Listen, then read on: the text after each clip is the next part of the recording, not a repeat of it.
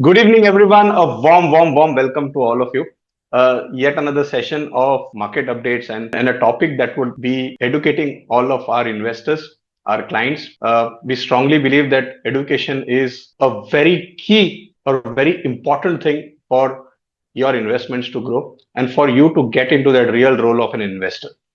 Okay, and that is something that we have been doing over a period of time. We have been meeting every month on a different topic.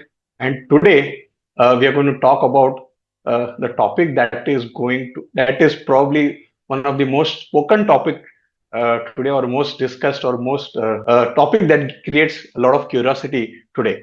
So we are going to talk about how gold as a commodity, as an investment avenue, has delivered over a period of time. What is happening with gold? Why it is rising so much? What is the future ahead? And how you as an investor has to tackle your portfolio. After understanding some of the pointers that are available, some of the facts and statistics that are available today in today's presentation here, right? So on that note, once again, a warm welcome to you, right? So let us get started. So the first thing that we will do today is to give you a little brief. We will come to the important topic of gold, but before that, let us have a little briefing about what is happening, in the market, like how the economy and how the stock market is performing, what is happening. Those facts I'll present to you so that this will also serve as an understanding for you to how to look at your portfolio, how to look forward for your portfolio in coming years, right? So, few things that has happened that probably is has affected us adversely over a period of time is that foreign institutional investors have gone away. They have been removing the money from Indian market. Okay, and this is a trend that we have been seeing over a lot of period now, and that has affected Indian market to a certain extent, because if the money is going out, the demand supply gets definitely hampered. Another factor that is, there is bearish sentiments. If you look at the news today, everyone is going to, you will see people are talking about war, uncertainty. One day something is announced, and the other day the same thing is disannounced, and a new thing is on the card. When I'm talking about the overall scenario, this creates uncertainty in everyone's mind. At an investor level, certainly there is lot of emotional uncertainty that is there in people's mind, and at a country's level also. If you see, countries today also are struggling to find uh, a trajectory that can be predictable, but that's not the uh, not the not the factor that is available today. That is not an advantage that is available today to do a guesswork. Everything is uncertain, so hence there is a bearish sentiment that is, there is less of buying, more of selling in the market, to be in the simple words. Falling rupee, rupee is almost touching 100. India is a country which heavily relies upon import. We export very less. India also has to pay lot of debts in dollars. We buy most of our uh, you know requirements like the oil and gas, which is very important for us to uh, run the country. We have to buy it in dollars. Okay, India over a period of time has also found some ways by dealing with Russia and other countries, especially Iran. But dollar per se is one of the most important factor that is affecting the the overall economy of India, because that has affected. Now, rising crude prices, of course, with the war situation, the countries that were supplying oil to India, okay, India was one of the major oil buyers of Iran. Okay, Iran was one of the major suppliers for India. So there has been little turmoil there. So that has affected uh, the Indian economy and the stock market a bit. Now, this has been something that has been affecting the bearish, trend.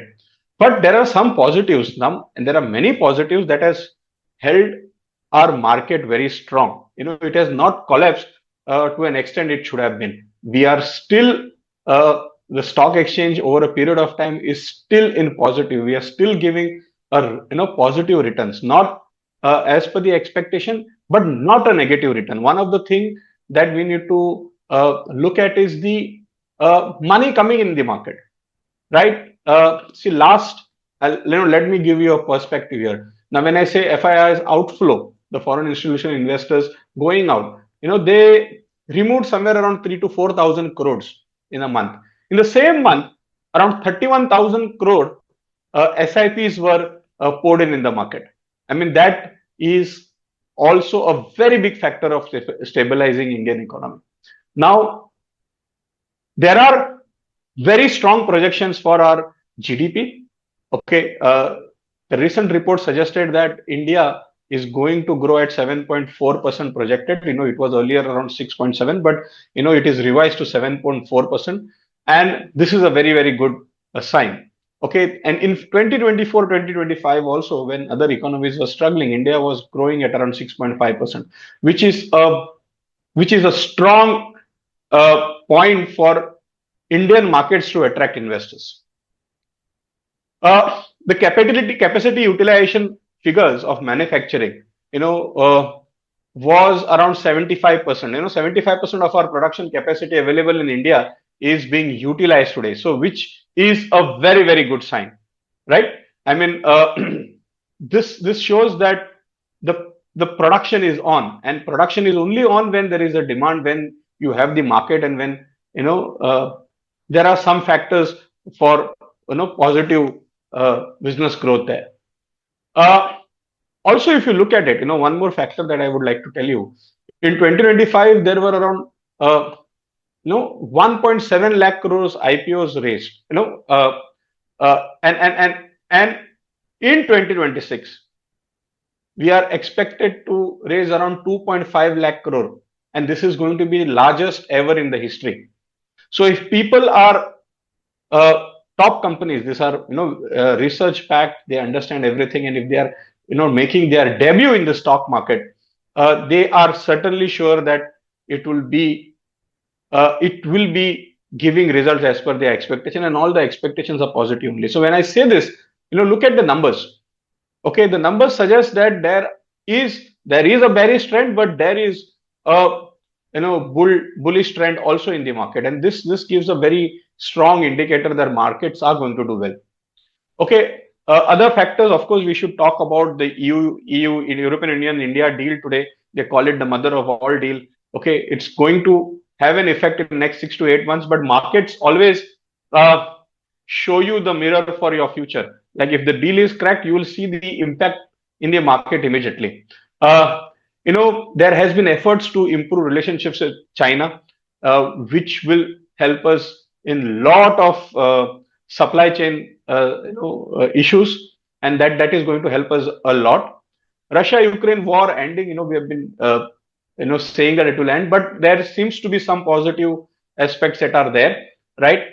And also there is another factor that the Trump tariff that has been actually doing the harm overall might be neutralized, because in the lower courts of US, it has been termed, the tariff have been termed illegal, and the US Supreme Court is supposed to give a verdict on it somewhere in the February end. So if it is a favorable verdict, then probably the tariff load that was there might reduce. But this is just one of the factors. But the top 4 factors that I've mentioned are really driving the Indian economy towards a positive trend. So this is something that I wanted to talk about in the initial beginning, because you have to understand what's out there in the market for your investments and for your money. So if you ask me to summarize this, I would say it has to be a positive trend that is ahead, and this keeps happening. This is not the first time. The recent investors like you, who have been recently, like some of you are seasoned investors as well, but the recent investors also have seen the trends during the COVID time, and during the COVID also, when everything was so uncertain, there was complete global uncertainty. Businesses were shut down, there was lockdown, Even then, things normalize, and Indian market did really well, right? Uh, See, this European India, EU India deal also is going to be a very impactful deal because, see, if you look at European Union entirely, they have an aging population. So, demographic dividend that we were talking about, would come into effect here. They have an aging population there, and India is having the world's largest population. The world's consumers are sitting here in India. So, whatever they are producing, okay, the demand for that somewhere also lies in India. So dealing with India, having a trade comfort with India is the most important requirement for most of the countries. And this is something that people have realized, the countries have realized, and that's why this kind of deals are happening, right? And this is against, now if you look at European Union, they are like the Indian government has been sanctioned. The Indian goods have been put sanctions because of the Russians, war funding, as the Trump puts it out, because we have been buying oil and gas from them. Uh, and European Union, being an ally of India, also, have overlooked that factor and want to deal with India, makes a big statement. And looking forward, India is going to evolve as one of the most preferred destination for trade and business across the globe, right? So this is the overall outlook that I wanted to give you. I always try to make it as simple as possible for my all the investors to understand it. Keep it as minimum technical as possible, right? So this overall, my expectation is in the next 1.5 to 2 years, you'll see a big rally in Indian stock market, right? I will also show you in my future, further slides as to some statistics that are really pointing towards this. Now, let me come to the most important topic today. Okay, let me just give you an understanding of what is that with is with gold uh, that is affecting the prices of it. What is happening? Why gold prices are going up? What is the story behind this gold? Because it is unprecedented. Gold giving 70% plus returns in 1 year is unprecedented. It's very, very, what you say, unbelievable when we talk about 70% returns happening in 1 year. Now, for that factor to understand that, why that growth happened, properly, we have to first actually understand a little bit of history of gold, right? Now, till 1900s, okay, see, was gold was basically the commodity with which the trade used to happen. So there was a system wherein all the gold used to be kept in a vault. Okay, the government or whichever is the authority, they used to keep the gold in the vault. People who had gold used to go and deposit that gold in the vault, and they used to get a receipt. And that receipt, was then being used as the currency to buy other things. So this is how basically the whole rise of currency and the pledge against the gold started. So initially, the receipts, basically you can call it a currency. It started with a pledging with the pledging of gold. So all the transactions were pledged against gold, right? This is how the history was. Now what happened is, post that, the same trend continued, but in a more sophisticated manner, in a more modern manner, and then the order of the world had changed after the World War. So what happened that time was there was something called gold standard that was being being practiced, and America, USA, was playing an important role there. So what America said was, you all the countries pledge your gold with me. Even that time, US was holding one of the highest reserves of gold, in terms of the sovereign reserves that we call it. As a country, they were holding the highest reserve. So they said that my dollar, if you see this, small image, they were, their dollar were looking like a gold coin. They were mentioning gold coin on that dollar as well. So till that time, they said that uh, you first deposit the gold, and against that gold, I will give you flat $35 an ounce. $35 was the fixed rate that was fixed per ounce in the USA, and my currency would be a promise that wherever you go, you will get, when you submit that currency, you will get that much of gold, whatever is the currency. It was something similar to what was practiced earlier. So this happened for a lot of time, and the other currencies were pegged against gold, were pegged against USA. US dollar was pegged against gold because you needed it to be, without it having a guarantee, the currency is useless. So to have that guarantee attached to the currency, especially in the global trade, they used gold as a security against that currency. So dollar was secured against the gold, and other currencies, of the globe, like whichever were the trading partners initially, their currency was pegged against dollar, right? So this is how the gold's role started. But in 1971, Nixon, their president that time, gave a world shock, and it was called Nixon shock. So what they said was, there were a lot of things for that. Basically, what was happening is, you know, uh, countries, which were their part of that global trade, they were trying to, uh, you know, time the market and play it accordingly. So whenever dollar was down, they used to skip the dollar trade, and they used to, carry forward with their gold trade. Okay, or between the two countries, their currencies were exchanged. So because of that, the dominance of dollar was somewhere getting lost, or somewhere the US dominance was getting lost. So what US said during that time was, okay, let us not back our currency with gold, but let us, I give you, as a country, as the top country of the world, you have to trust me, and I will pledge my dollar to the trust I have as a country. So from gold as a backup, America's guarantee became the backup for the dollar. So that is how it started.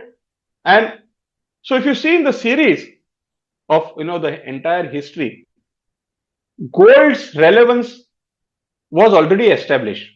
Of course, the currency and the trust part was there, but no one denied the gold's dominance never came down as such. But a new order was formed. Psychologically, gold was always a commodity that was useful.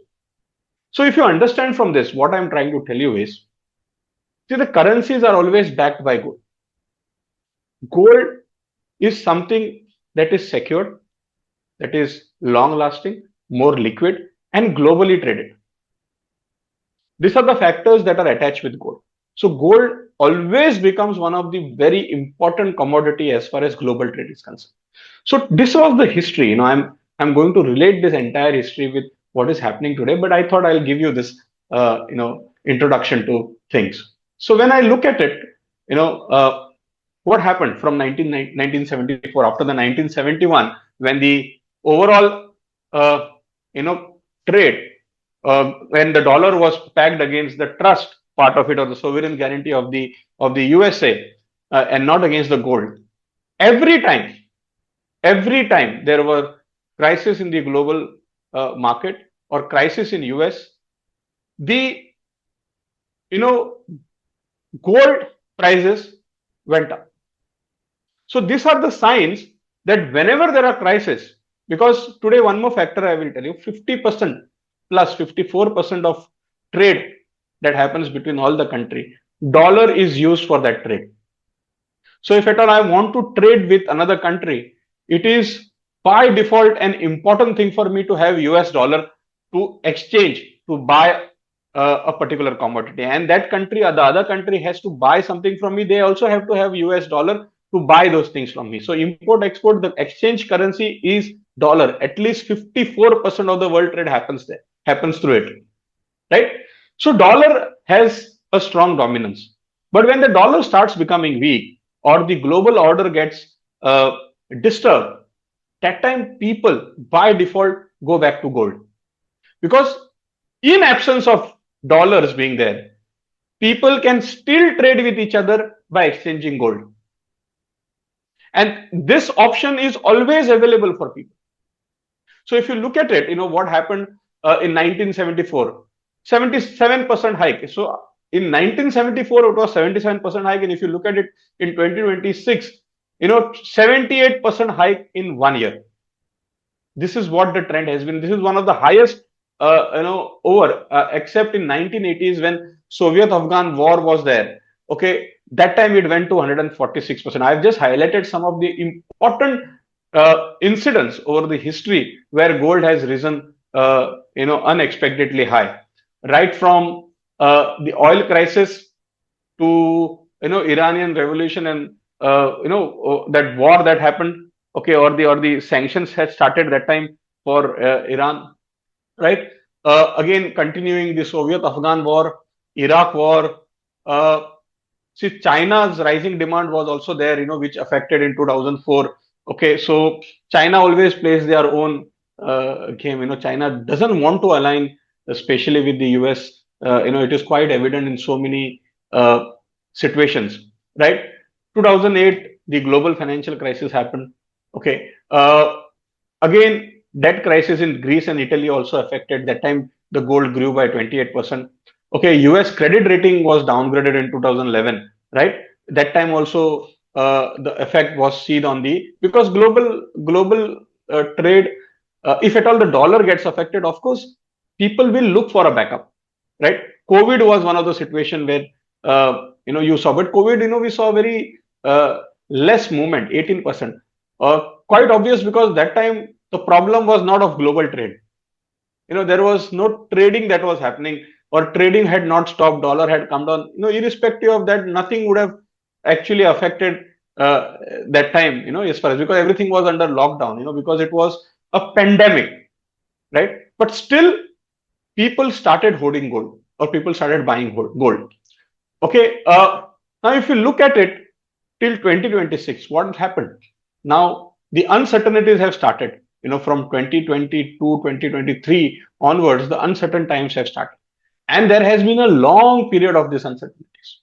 Hence, if you see from 2021, okay, to 2025 to 2026, this five years gap that we have taken, in the last 5 years or so, gold is rising consistently, because a lot of things have changed completely. There were tariff wars that had started post COVID itself, wherein America had actually, because they called it China virus that time, the COVID, and lot of sanctions were already placed on China. A lot of demands were there from China to give data, and a lot of geopolitical tension has already established between China and USA. So post that, and China is the second largest economy in the world, and China is one of the major global player in import and export in the world. So when China takes another stand, especially to go away from USD, the US dollar is definitely going to get affected. And whenever US dollar gets affected, gold comes into demand. So if you see this trend, all the incidences wherein US dollar has weakened, or the global trade has affected, gold has always gone up. Now, one fundamental question that I want to ask, or I want to tell you about it, one has to ask, is gold an investment? A lot of you will say yes, but that's not how it works. If you see the trend, gold is basically an insurance, not an investment. Gold is being accumulated by people out of fear as a backup plan. Gold compared to equity, Gold doesn't work hard or gold doesn't rise except the demand and supply part of it. Gold is going up or down due to the demand and supply part of it.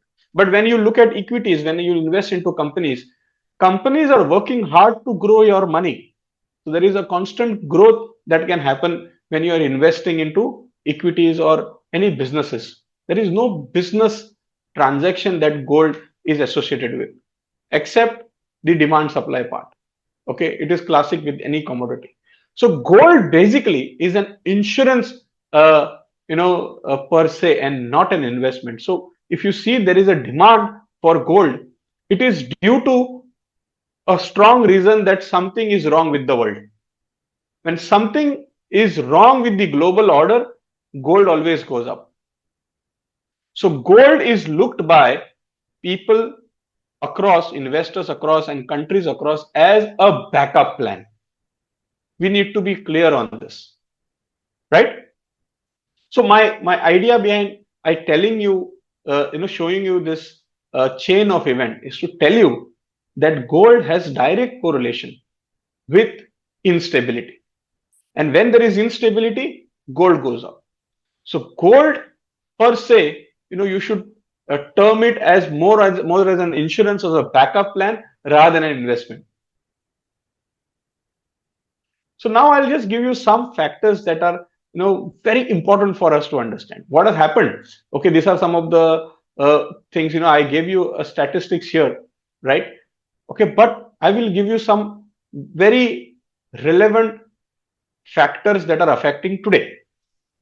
See, as I told you, 50% plus gold of the global trade happens in dollars, right? When Trump tariff happened, when sanctions happened, especially the sanctions now, wherein USA had sanctioned India for trading with Russia, right? So India started trading with Russia. Had two options to trade with Russia, either in rupees or in Russian currency or in gold. So this situation gave a rise to these two countries, similarly to all other countries, that in case if I want to go away from America, or America wants us to be going away from them, then do what? Right? And as India exports less than 1% of the global export, in total. India imports a lot. So to import, India needs a US dollar, because 54% of the global trade happens in US dollar. And if I don't have enough supply of US dollar, because I don't export much, plus India has to pay, the loans that we have taken in dollars, right? So we need, and we cannot just, delay those payments. Those payments have to be made on time, so that country's rating is there. The credit rating of a country is being maintained. So shortage of dollar was one of the major reason why countries, especially like India and other countries, started, de-risking against dollar and started buying gold or started trading in gold. And when you want a gold to be, when gold is bought to be traded, and of course the gold's price is going to go up. So if you see the trend, what has happened, in last 5 years, from 2020 to 2025, India's gold reserves has gone up by 34%.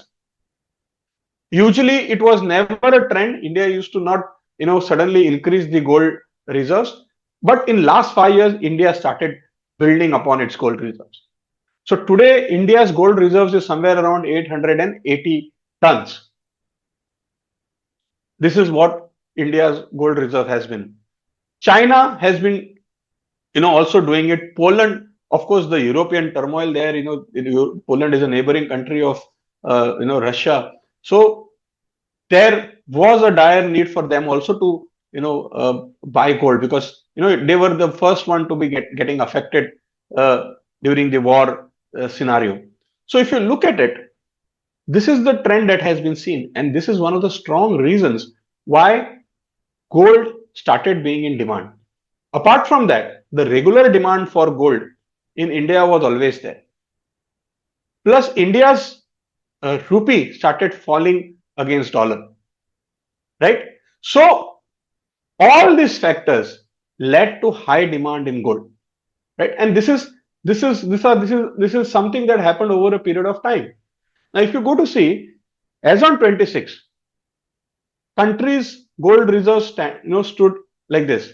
America still holds the largest gold reserve, and India comes at around ninth position, wherein India is holding around 880 tons of gold, which is increased to a lot extent. Now this is where this is how the gold what you say gold reserves are distributed among the globe, right? So this is a factor that I've shown you. This is the official gold reserves of a country.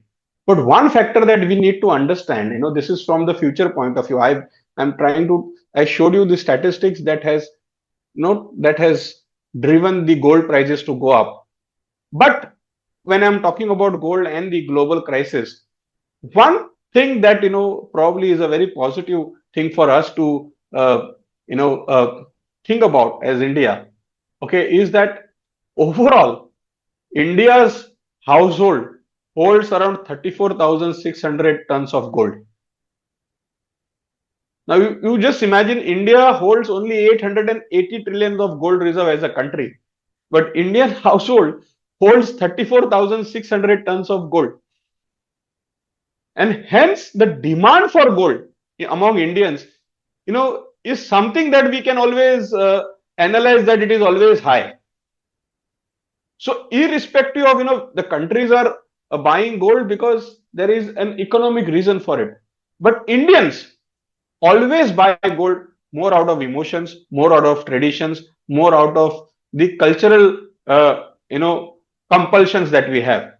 So domestic gold demand is always there, and that is also another factor that is giving rise to the gold prices in India, right? So this is something that we need to understand. Now, another important statistic that I want to show you, as far as how gold is relatively affecting, or when the gold is at highest level, what is the relative effect of it on the stock market historically? If you see, there is a ratio. Okay, we call it a ratio that is derived by dividing Nifty's overall Nifty's index points by the per gram value of the gold. So if you see this, lower the ratio means at some point of time, after some time, we have seen a rally. Now, if you see in May 2003, the ratio was 2.6. With this ratio simply means that gold, is performing better than Nifty. And if it starts performing better than Nifty to a level wherein the ratio, comes down, after some days, we have seen that correction has happened, and correction has happened really with a bullish trend. So if you see the ratio in May 2020, 2003 was around 2.6, but in corresponding 4.5 years, 180% result, returns were given by Nifty. Similarly, in 2009, 137% returns were given in 21 months. In August 2011, 190% returns were given in 4 years. In March 2020, in 19 months, 147% returns were given. In September, it was 2.3, but today the ratio is 1.56. So, at least trend based, if you're looking at trend based, expectation, we must expect that, there is going to be a bullish rally that we will see soon. So, and the rally would ensure that there is a good rise in the money that you have invested in equity. See, equity at any point of time, would be one of the best asset class to hold. Of course, but you need diversification. Diversification is something that is a must also.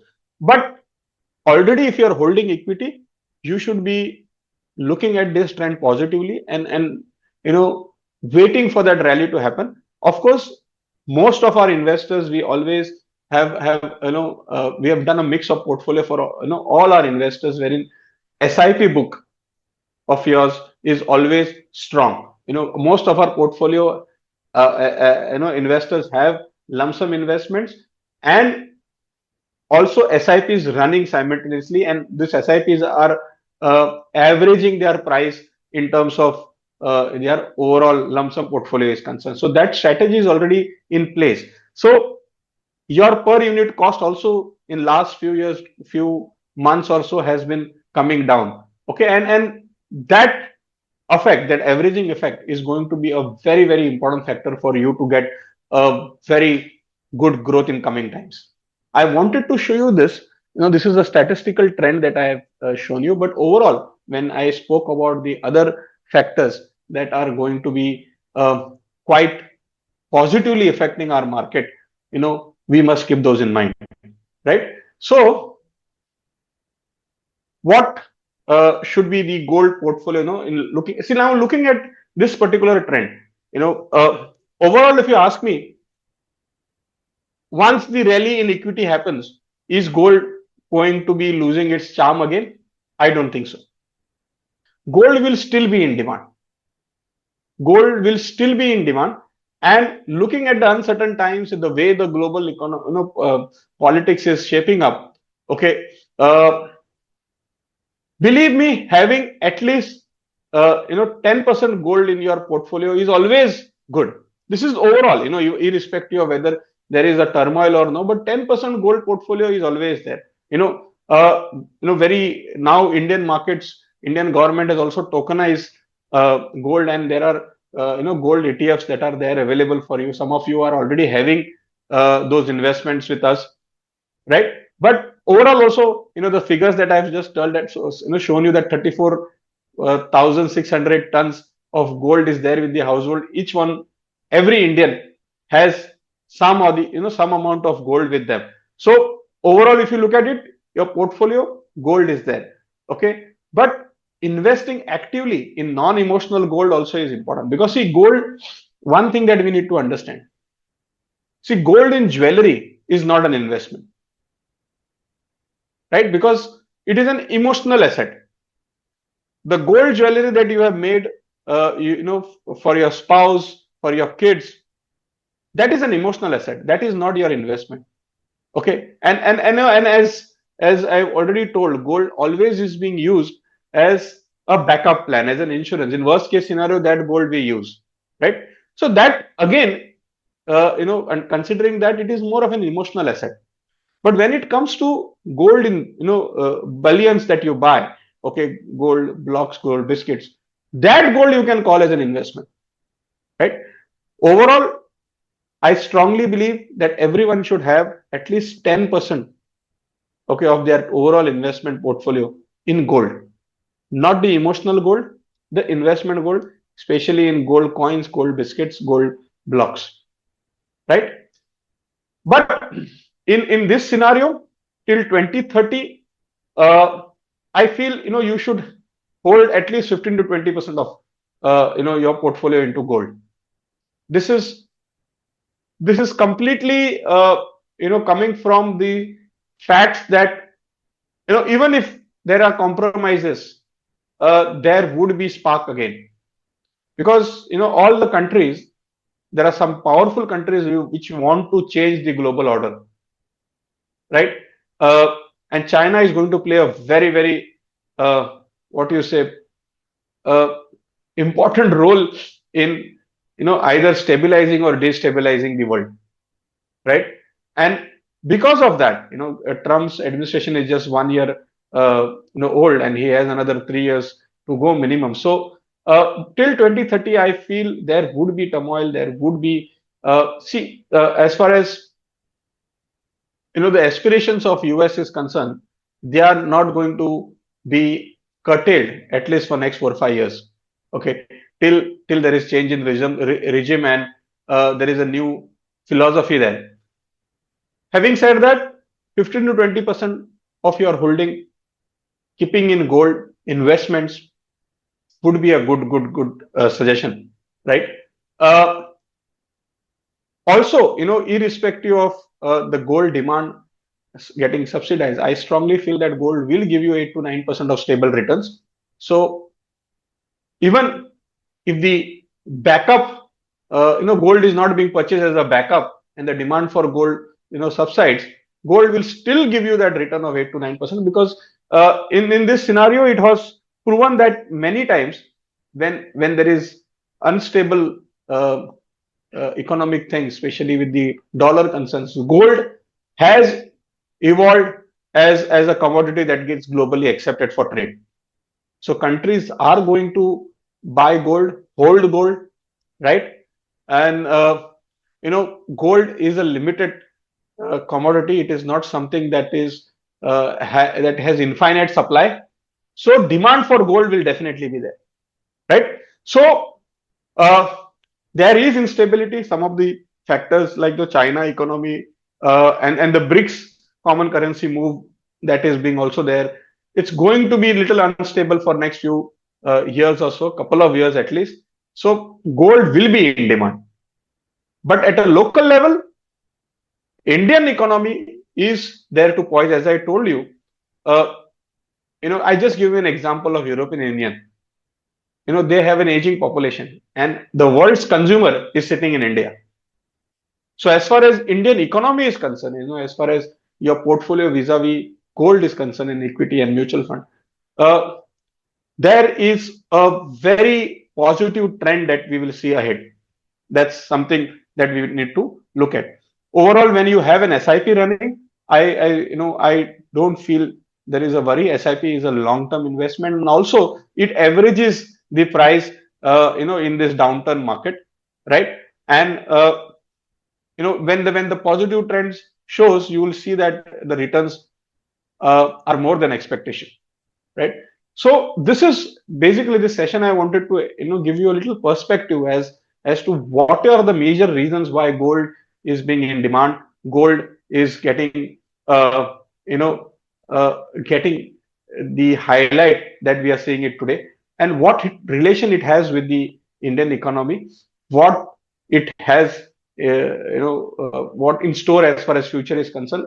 Today's education session was just to brief you. So overall, to summarize, uh, I strongly feel that this global turmoil is going to be there. So increasing your gold portfolio investment to around 15-20% will not harm you, but don't go beyond that because, as I told you, it's an asset that doesn't grow on its own. It's just a demand supply growth.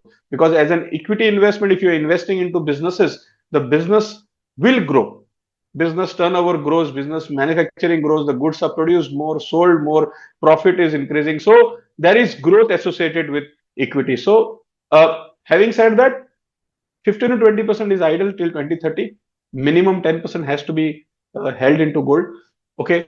I strongly feel that if at all you can start and suppose whatever is your SIP portfolio, I'll give you a little marker. If your SIP portfolio is of around 30,000 SIPs that you're doing with us, of that 10%, 3,000 rupees ka SIP start karo in gold for next minimum. You can make it 6,000 also. This investment will give you uh, good protection in terms of your overall portfolio balance, and also will give you good stable returns. Okay, so in worst case scenario, it will in the worst economic scenario it will rise, and in the good economic scenario also it will stabilize your portfolio. Because you are de-risking from equity and also pegging against a commodity, right? So this is what I wanted to share with you today. Okay, I hope we will continue this kind of interactions every month. Thank you to Yogesh for organizing this, and thank you to all of you for sparing that time and coming and attending this. Our entire focus or intention is only to add value to our investors. We want you to get educated, want you to know more about economy, markets, and the various trends that are happening, because that's also a major responsibility that we take uh, as your um, as your advisors, right? And So great. I'm thankful to all of you for attending, right? And if at all there are some questions, I can take those questions now. If there are no questions, I can call it a day. And we are sure that we will come up with very interesting topic next month also. And if you can suggest some topic, you're part of the group, you can type to Yogesh. If at all you want to know something, you can type a message to Yogesh, and probably we can connect with you one to one also to give you a brief on those topics. Or if it is in high demand, then we can have that topic as our next topic, right, for our educational series. So you can do that as well.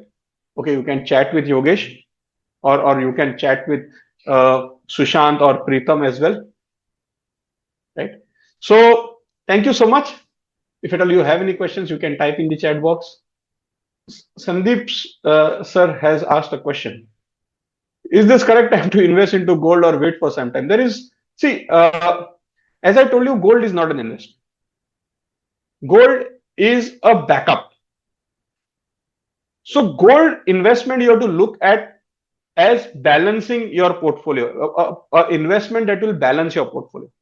So the decision making is very simple. If you don't have gold investment, especially not the emotional investment, not the jewelry part, because jewelry part is not an investment. When you wanted to liquidate and earn profit from it, that is never possible. No one liquidates their jewelry.